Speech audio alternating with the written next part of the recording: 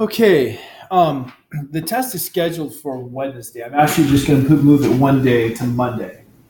So a week from today, we'll have the test. So will there be only one more homework that's relevant to this chapter, or two more homeworks that are relevant to this chapter? 0. Okay. There will not be homework this week. Okay. So everything for this week, we're preparing for the test Monday. I actually checked to make sure on this. Okay. Yeah. So continuing where we left off last class period, we were talking about the generalized uncertainty principle. Now, as I was getting ready for this, I always I'm thinking, what have the students learned? Have they learned to write a lot and do some hard calculus, or have they learned something else? So before I get started on this, let's review what you have learned, like the entire semester-wise. There's a lot of stuff, but what are the important things about quantum mechanics? Start with the important things. The Schrodinger equation. What's important about it? Solving it, or using it to find the operators and the operators play expectation values of observable statements. Okay. Now, at this point, we've learned some more about that, right? We started with Schrodinger equations, everything, right? That's how we started. But now in this chapter, we learned that every operator has its set of wave functions. And so we were finding the wave function for a specific operator, the one that we consider having everything. But what was it really the operator for? Well, it was the Hamiltonian operator who were finding the wave function from the Schrodinger. Right, it's the Hamiltonian operator, but what is the Hamiltonian operator? Remember, operators correspond with observables. What's the observable? Energy. So we were finding the energy steady states. We were finding the wave functions that correspond to a fixed energy levels. And that's what we considered everything. Now, when we get to the hydrogen atom, we're going to start there again. But then we're going to say there's more than just this. And we're going to add some more pieces. Now, the pieces we're going to add are all going to be things that there's more energy than just what we started with. So it's still going to be energy, really. But now we've learned we can find solutions for spin states, which is what we're going to be doing with the spin states relate to energy. Or we can find solution for angular momentum states, which it turns out our solution to the energy state gives us the angular momentum states as well. And what we're going to expand on that. But that's the first important thing that we learned, really, was to find the wave function for an operator. And at that point, we just said it's a Schrodinger equation, it's everything. And now we're saying, well, every operator is going to have its set of functions, but we were finding what we consider the important one. What else did we learn? Normalization, expectation values, which really is in quantum mechanics, but it's like, I believe that's what he said. Okay, so we learned about normalization, that our wave functions, our steady state solutions, have to be normalized. That is, because the wave function mod squared tells us the probability of finding our particle with that position, so probability density, because it's probability per length, or if you're three-dimensional per volume. The probability of finding it in all space has to be 1. So that means it has to be something that we can normalize, so we can multiply by a multiplicative constant, and then it's going to be 1 when we do that probability calculation, find all probabilities. And part and parcel with that, right? You just said normalize, and went through why it has to be normalized. But once we go through why, we're all like, yeah, we can find a probability of finding it anywhere. And so I think it was last class period, we took a wave function and converted it into momentum space, so we could find the probability of the momentum being in a certain range. In the same fashion that we had previously found the probability of the position being in a certain range. So we're extracting information there, right? It's not just finding the observable, but also, probability of this and that. Why was quantum mechanics started? This brings us kind of to why it was started. Because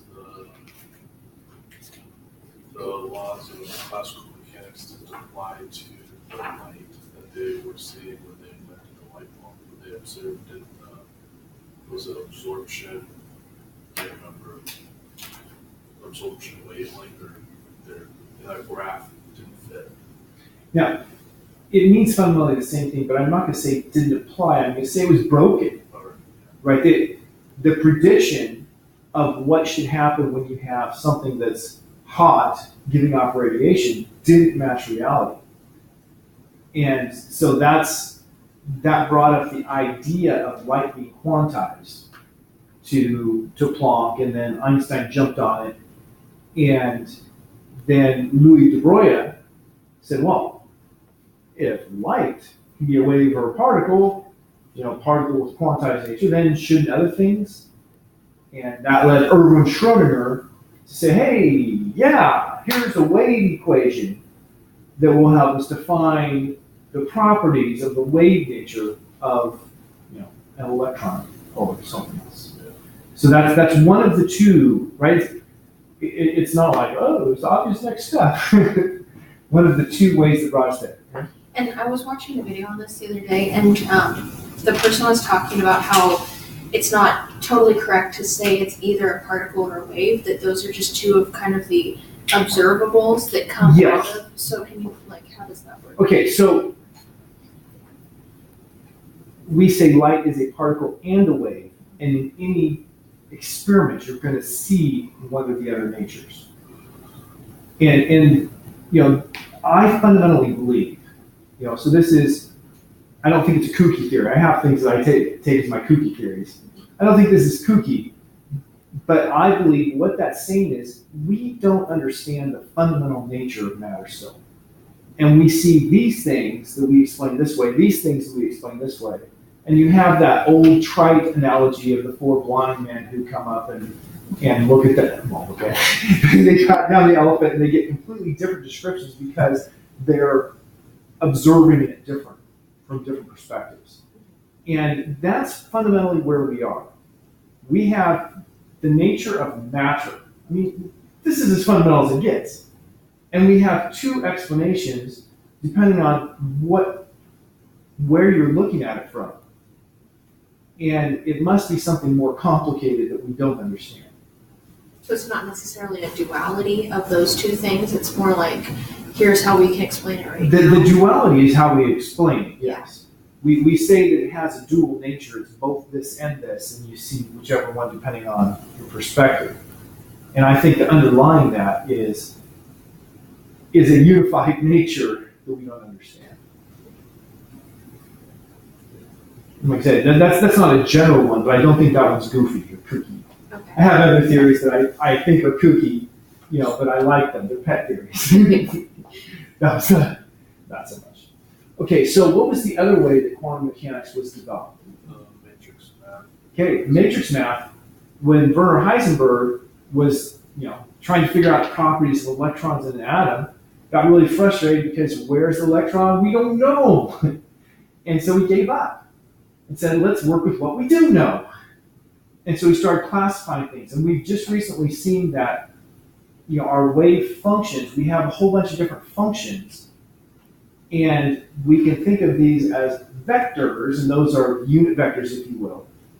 And then if you take the entire, so much in this unit direction, so much in this, you get the full wave function. And so, we've had things like Dirichlet's theorem that says that any wave function can be written as a superposition of the steady state wave functions, this amount of this amount, this amount of this one, this amount of this one, and so on. And so the matrix method really is the same thing, it's just coming at it mathematically from a different direction. And I think you already said we have that relationship between operators and observables. Observables, that's the reality of quantum mechanics.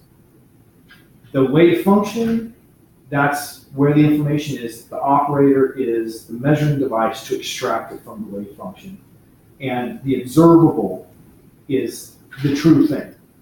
And so while we don't have really good, strong reason to say quantum mechanics is theoretically solid, right? It's theoretical, but it's not theoretically solid. What we can say is that the predictions of quantum mechanics have been done over and over and over and confirm its correctness. So basically, we're taking the predictions we get from these observables and saying, well, it must be correct. So we have the thing I'm going to talk about today, the uncertainty principle, which we started at the end of class on Wednesday, is another thing that goes right to the very guts of what's going on in quantum theory. And that is that we don't live in a deterministic world. A deterministic world is a world where if I have all of the facts, I can come to all of the correct conclusions. I just have to have all of the facts and I have to have enough power of calculation. Einstein really, really loved that idea. He did not believe that the universe was probabilistic, that I set this up perfectly, knowing exactly all the details, and then I don't know the outcome. He didn't think that made sense.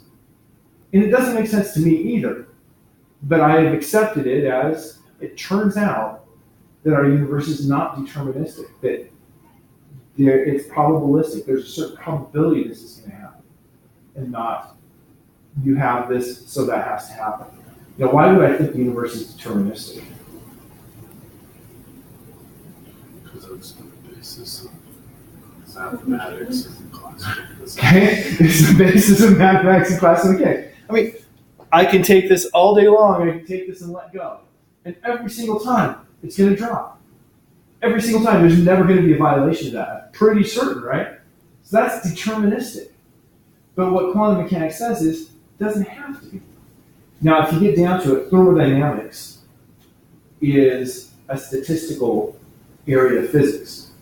And we have the second law of thermodynamics, one statement of which is that every naturally occurring process is going to have as a net result increasing the entropy of the universe. And so if I take this, well, if I have this sitting on here, we know that this is never going to have the table get cold and this fly up in the air. That's not a violation of anything except for that statistical statement of entropy. And entropy, if you get down to the second law, it just says the most likely outcome is what's going to occur. It doesn't say it's the only thing that can happen, it's just the most likely one. It is perfectly possible for this table to cool down and just to shoot up. Except for it never happens because it's so improbable. And so the statistics, are such that it might as well be a violation. And so that's why we talk about the second law as if it's an immutable law, because statistics are such that it's just too unreasonable to expect anything else to happen. The same could be true of all of the air molecules. If you go to the corner of the classroom, we can suffocate. It could happen. No one has ever been worried about that happening. Because some people, well, it's a violation of the second law. And other people, it's so profoundly unlikely to happen. It's not going to. But quantum mechanics, we're dealing with the situation where we can't get around the probabilities and everything is statistical.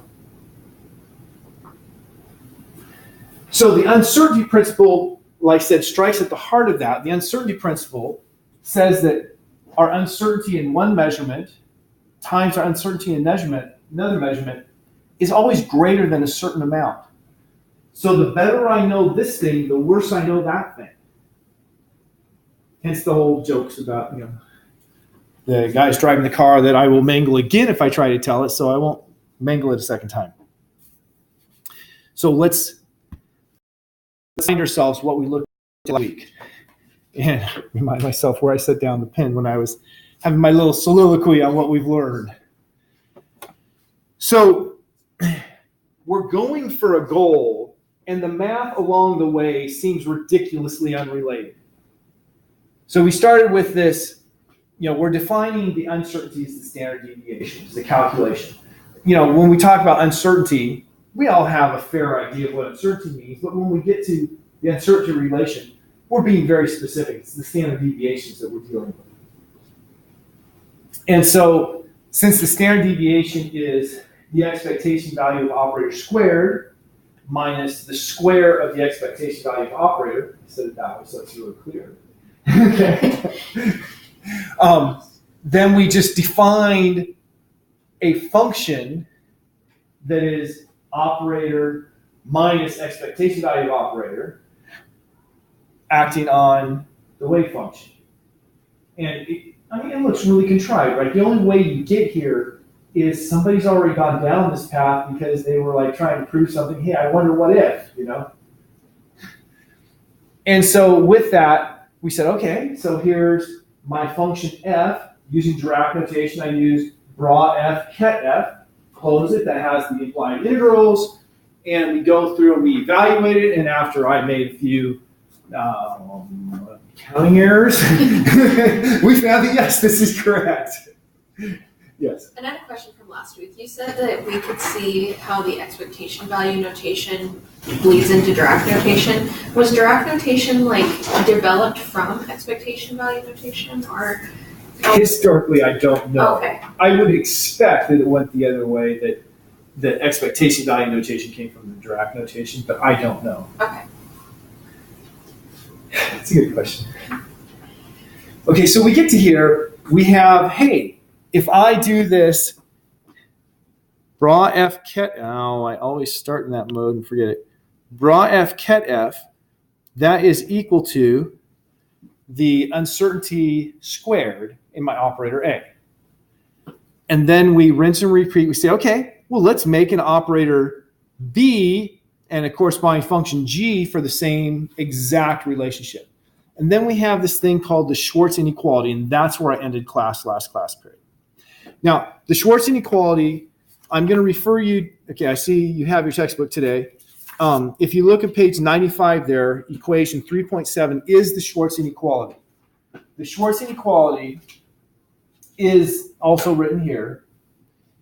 And it's, I have actually gone through to do some proofs on this in previous years. But if you look at it's always fun to me to look at the footnotes in this textbook. This textbook is, I think, written in an interesting fashion compared to many.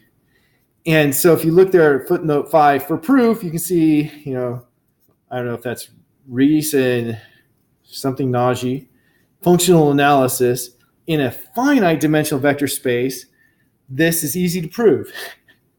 But that proof assumes the existence of inner products, which is precisely what we are trying to establish here. In other words, circular. I read something like that and I'm all, okay, so maybe I should really spend a lot of time on it. Just say, okay, somebody else has worked this out for us. And as I was preparing for today's lecture, I was thinking, okay, so I'm going to tell them, somebody else worked it out. I'm not going to work it out myself here.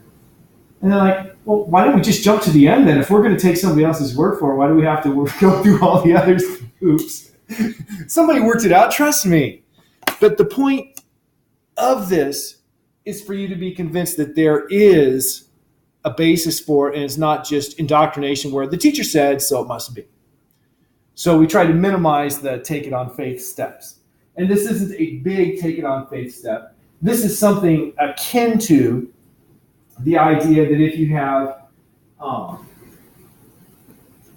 the sum of the squares versus the square of the sum of the squares versus the square of the sum, they're not going to equal each other. The sum of the squares is always bigger.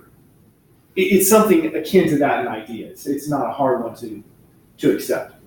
But the importance here is that the bra f ket f, bra g ket g is always going to be greater than or equal to fg mod squared. So that's greater than or equal to this times this. And it's, like I say, it's not a hard one to swallow, but it is something we're going to take on faith for today. So it's called the Schwarz inequality. It's an inequality because our uncertainty product here, the square of the uncertainty product, if you will, is always greater than the mod squared of fg.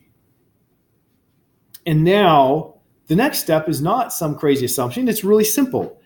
For any complex number z, it must be true that the magnitude of z, okay, so just to make sure we're clear, complex number has real parts and imaginary parts. And to find the magnitude of a complex number, you take, just like it's a triangle, you have the real part, you have the imaginary part, and you take the real part squared plus the imaginary part squared, and you get the magnitude, right? Pythagorean theorem. And so clearly, the imaginary part mod squared can't be bigger than the magnitude. Since you had real part squared plus imaginary part squared is magnitude squared. So this is another inequality, but this one here is pretty simple. And so what is the imaginary part squared? Well, let's actually, z is equal to r plus I. Okay, real plus imaginary. I didn't put the double slashes because it's just going to take me twice as long to write everything. So if z is equal to that, then if I do z minus z star, that's going to be equal to r plus I minus r minus I, where, oh, by the way, I should have specified r and I are going to be real numbers. And so if you do this, r minus r is 0, and I just have equals 2 I. And so we were looking for the value of I. So I is equal to z minus z star over 2 times the imaginary number. So that's how we get the imaginary part of a complex number. And since our relationship up here was the imaginary part squared, that's why it has a square outside. So at this point, you're wondering, where did that come from? That seems like a non sequitur. Well, what we're going to do is we're going to let z be fg. So if z is fg, then this here is z mod squared. And so z mod squared must be greater than or equal to what we just did,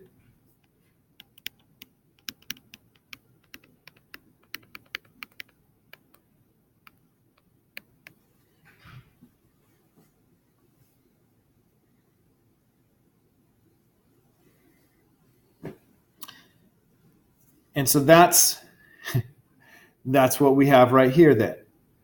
Now, if you wanted to be technical, that's also a greater than or equal. There's two greater than or equal to's in this equation. Because we have the Schwarz inequality have this greater than or equal, and then we had the imaginary part greater than or equal to, or this is greater than or equal to the imaginary part. So technically there's two greater than or equal to's. But what we're doing is now we're just going to relate this with this. And so that's why I only originally put one greater than or equal, because in the end I just have these two dropping out. Now that's all fine and good. These derivations do seem to go in random directions. Let's say I'm glad I didn't change to a math major. As an undergraduate, I thought about changing to a math major. And I look at the complexity of these, and I'm like, that's what those guys do? They work too hard. So now we're going to calculate what FG is without doing any calculus using Dirac notation. So remember F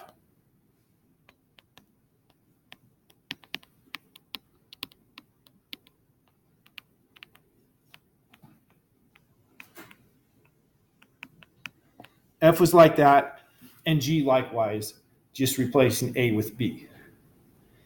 And so here we put bra F, so of course it's reversed to be the bra.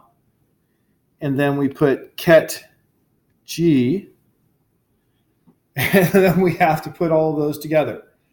So we have two terms in the first, two terms in the second, as I have learned when I was a kid, I never learned the word FOIL, but we FOIL it. And so we're going to have 4 terms.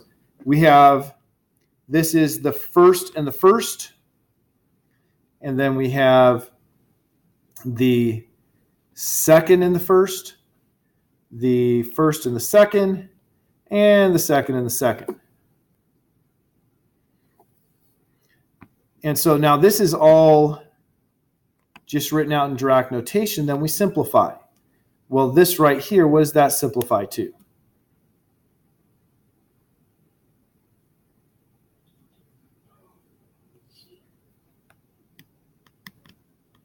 Expectation value of B. What does this simplify to? Right. What does this simplify to? 1, that's right. Normalization. And finally, what does this simplify to?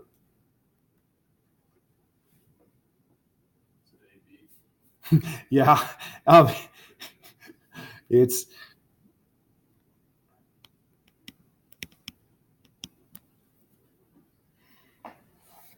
so FG is then AB minus expectation. Okay, let's be clear with our language. Expectation value of AB minus expectation value of A times expectation value of B minus expectation value of A times expectation value of B plus expectation value of A times expectation value of B. Without making the math mistake that I made on Wednesday, because this is fundamentally the same thing, we see that those last 3 terms just turn into a single negative expectation value A times expectation value B.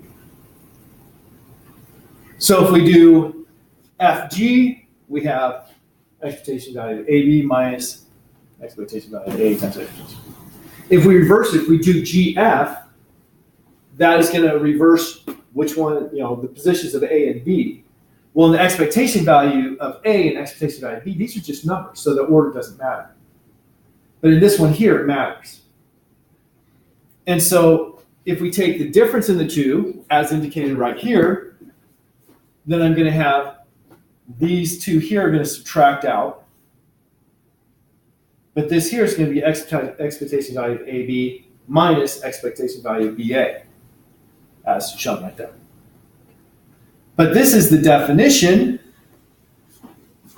and I'll write this as well, just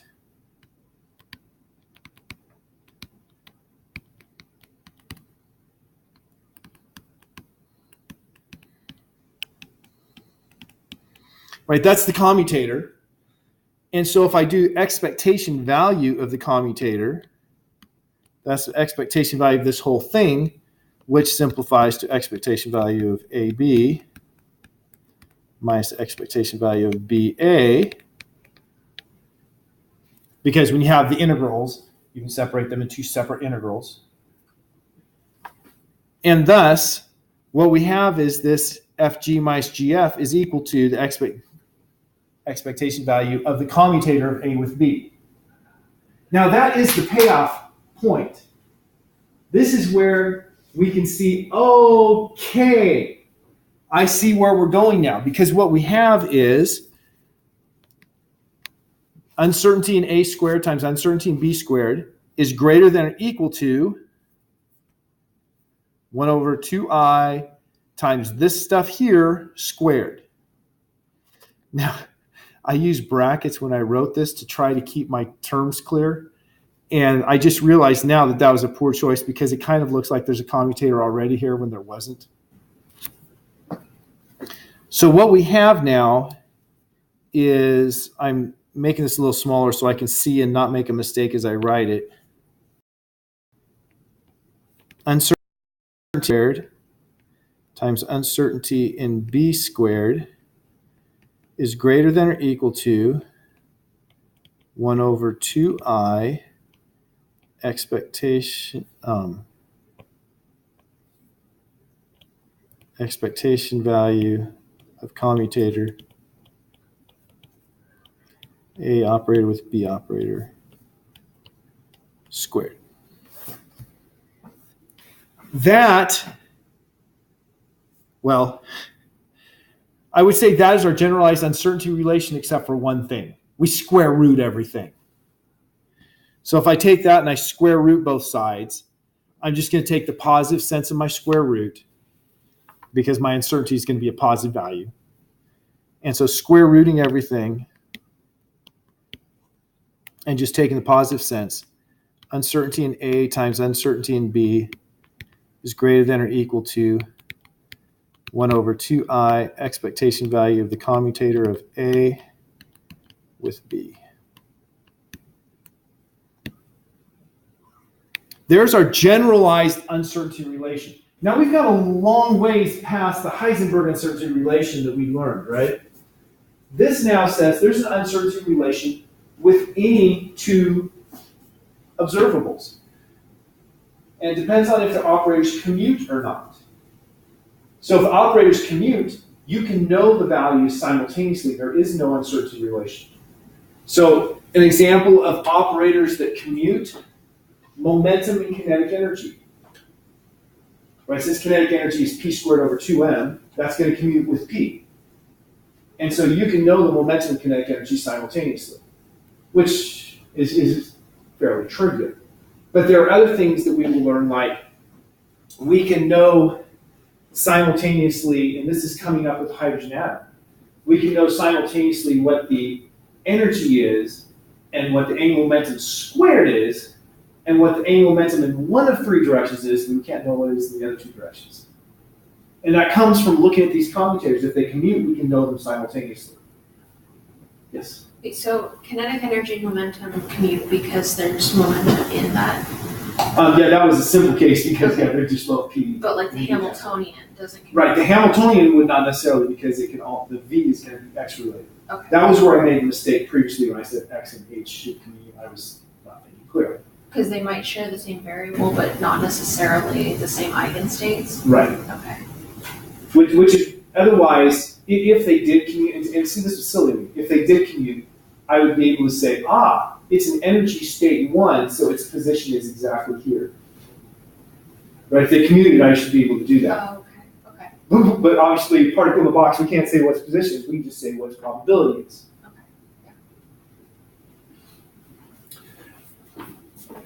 So that is, and here it's, they're written out in printing so you can read it in case my handwriting didn't work.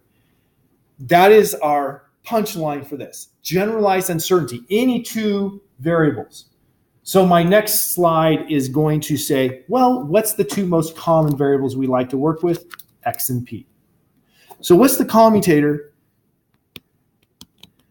between X and P? It'll be on the test. It's in the front cover of the book. Yeah. And I have to make sure if it's positive or negative just because, XP is positive and PX is negative. So XP commutator is IH bar. So that means my uncertainty in X times my uncertainty in P is greater than or equal to 1 over 2I times IH bar. Cancel the i's, h bar over 2. There we have our uncertainty relation. Always has to be greater than or equal to that. Can never be less than. Can never be less than that because as we went through, we saw that we had two inequalities. They both had a potential of being equal, so it's possible for it to be equal, but it's generally going to be bigger than that. And we've actually already seen with the Gaussian case, gave us exactly this. The Gaussian case was the minimum uncertainty. That's not the only uncertainty relation, though. Any two operators, you can deal with that. So, anyway, we just did it. I just wanted to do it ourselves rather than having it written down and then us saying, see, it's there. Or me saying, see, it's there. You're not saying anything. Energy and time is another uncertainty relation we can have. Now, this here, when I was going through this, it made perfect sense to me, the organization.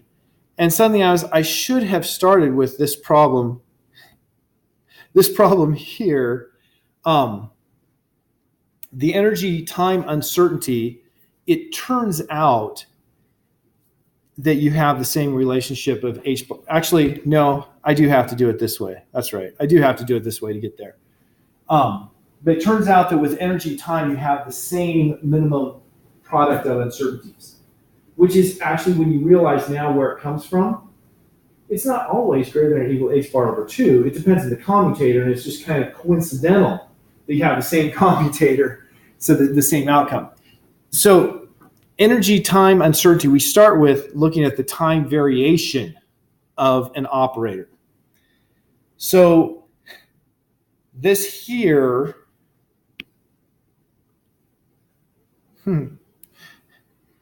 it's basic calculus. And now when I say basic calculus, it's kind of like, we talk about elementary modern physics. It's not so easy. But what that is just using the product rule.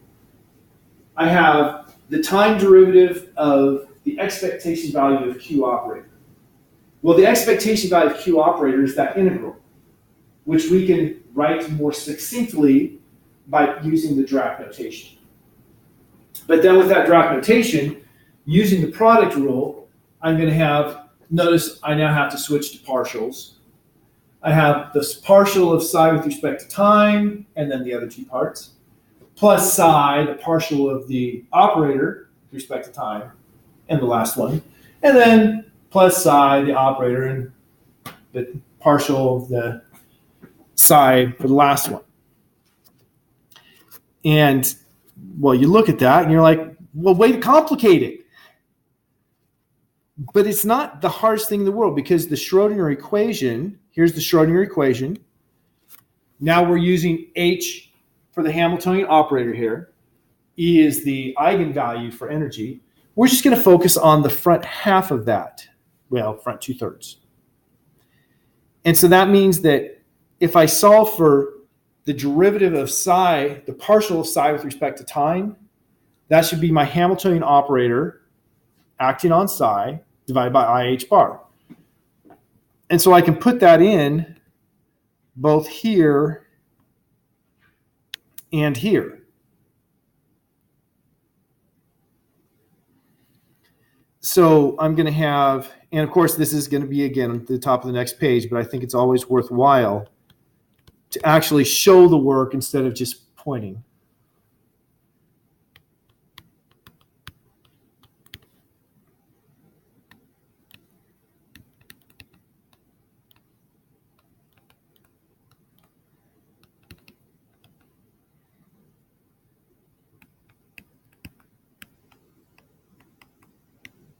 So there's the first term.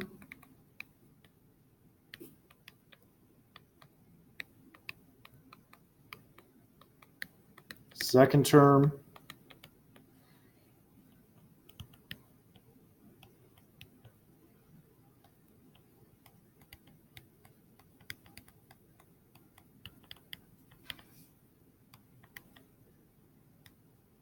Third term. But if we look at the first and third terms, well, let's just do each term separately. So the first term, 1 over IH bar, expectation value of HQ. Right, because we move the H from here to here using the fact that it's self-adjoint.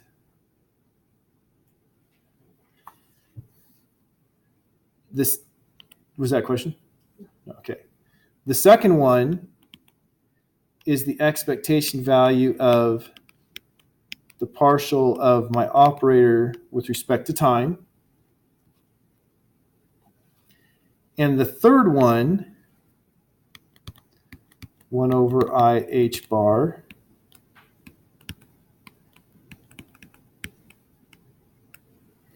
QH. That's good.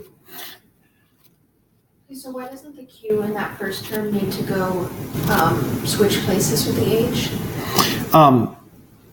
Because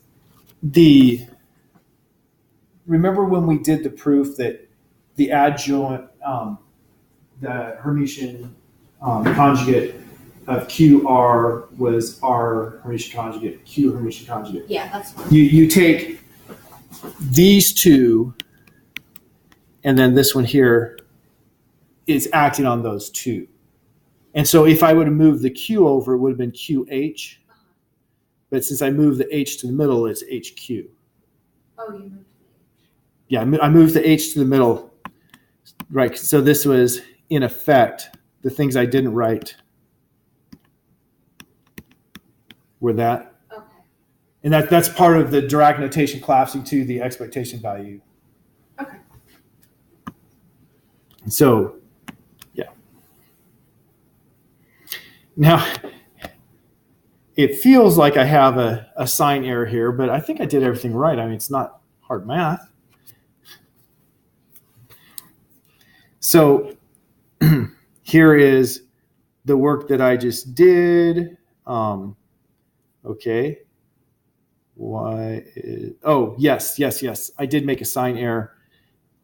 Because this is the complex conjugate when it's in the bra, I needed to do the complex conjugate of this thing here. Or this thing here. I used that form. So this one should have been a minus IH bar there because it was complex conjugate.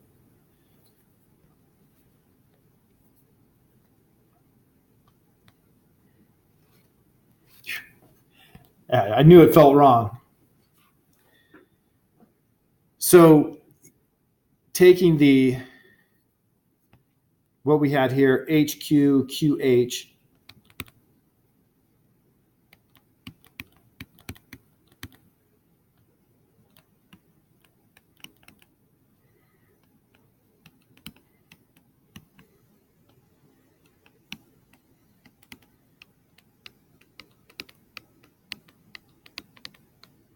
that's what we got. Now you'll notice that it's different on the next page only because I have minus 1 over IH bar. But what is minus 1 over I? Multiply top and bottom by I, and you're going to have I over minus a negative 1. Minus a negative 1 is plus 1, so it's I over H bar. So that's what we have on the next page was I over H bar. Expectation value of the commutator between H and Q. So this is an equation that says, hey, if I want to know how a variable is changing with time, we'd actually done this earlier for a specific case. Now this is for a general case. For any operator, I just have to have I over H bar expectation value of the commutator plus the time derivative of the operator. In almost all cases, our operators are not going to be explicit functions of time. We're not going to have potential energy ramping up in time, for instance. In almost all cases, we're doing. And so in most cases, this here is just going to be 0. And so the time evolution of an operator is I over H bar times the expectation value of the Hamiltonian with that operator. What's really important about this is if your operator commutes with the Hamiltonian, then it's going to be it's not going to change in time. It's going to be fixed. Where did you change the negative sign 2 pages before? That was the minus 1 over IH bar is equal to minus I over I squared H bar. That's multiplying top and bottom by 1. But I squared is minus 1, so that's minus I over minus H bar, or I over H bar. No, I mean the sign error that you made because it moved the complex conjugate. Okay, so you're this here? You changed that one, but then on the next page. On the next page, the sign. Okay, so on this page here, I used the I over H bar, and this one's minus I over H bar. Okay. Because if you look here, it's either 1 over IH bar or minus I over H bar. Okay. And so it still changed the sign of the first one to make it positive on the next slide here. right? This term here was positive instead of negative because of the complex conjugate.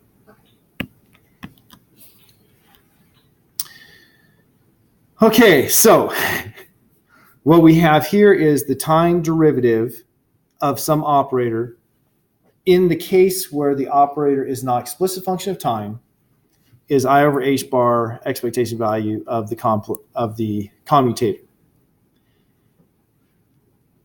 which is repeated right here, it turns out.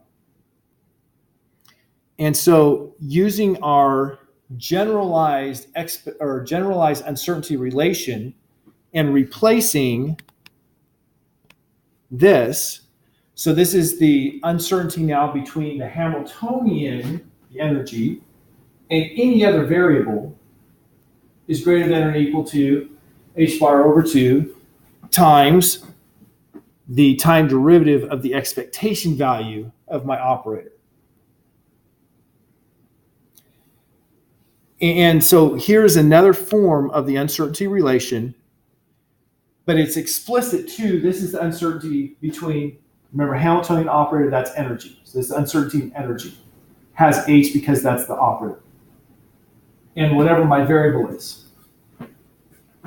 So if I want to find, for instance, if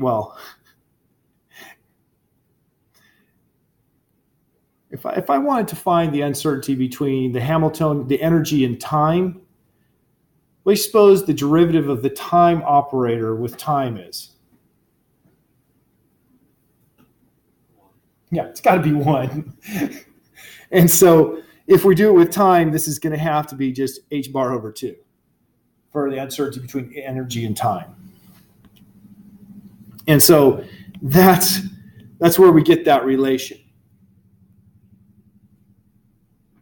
And now we're going to use it for the last 3 minutes of lecture, because I did start about 3 minutes early. We're going to do this example. So in your textbook, and once again, Aaron, if you turn to page 117, at the bottom of the page is figure 3.2. And figure 3.2 is showing real-ish data. I mean, it's smooth, but it's real-ish data for measurements of the energy released by a particle. Right? When they're doing experiments like at CERN, this is the kind of data that they generate. They smash stuff together and they get these bursts of energy. And they measure how big the energy was. And they do it again and again and again and again and again and again, until they get a graph like this that says, this is what we got for our energy. Now, the first thing you note is that energy is not a specific value. There's a range. And then you have obvious questions like, what does this mean? Is that an obvious question? Well, the understanding is we created a particle, and then that particle disintegrated and converted all of its mass into energy, according to Einstein's E equals mc squared. And so what we have is something that tells us about what the mass of the particle was during its short lifetime. And so that peak has a center at 1,232 MeV per c squared. That's actually a mass. That's a unit of mass. Yes. And then it has a width of about 120 megaelectron volts per c squared. So what that means is the standard deviation, sigma, is going to be half of 120 MeV per c squared. How is that useful to me? I now have the mass is 1,232 MeV per c squared, plus or minus 60 MeV per c squared. Not very well defined mass, is it? But if we take that uncertainty relation, we can actually determine how long this particle lived. Because we have our standard deviation in the energy times our standard deviation of time, which we're going to say our lifetime is about equal to the standard deviation. It's an approximation, is greater than or equal to h bar over 2, that uncertainty relation. So I can calculate its lifetime, or standard deviation in its lifetime. Standard deviation in the lifetime is greater than or equal to h bar over 2 divided by the uncertainty or standard deviation of the energy. So h bar is 1.055 times 10 to the minus 34, I believe. I'm actually going to look at the front of the book to make sure I have that right. H bar, show me h bar. 1.055, yeah. Divided by 2, and then divide that by my 60 megaelectron volts per C squared. Now I'm going to have to use a unit conversion here to go from MeV per C squared to joules, or from joules to MeV per C squared. It's not that hard, and in fact, I think our textbook gives us a quick comparison somewhere. I don't see it offhand, though. You know that 1 electron volt is equal to 1.602 times 10 to the minus 19 joules. And then C is equal to 2.9979 times 10 to the 8 meters per second. So you put those in to get the conversion. And what you find from this, I'm just going to the, we're out of time. It's 47 after, and I started early. What you get from this is a lifetime for that particle. And so that's where this problem started with. The delta particle lasts about 10 to the minus 23 seconds. This calculation here comes from that.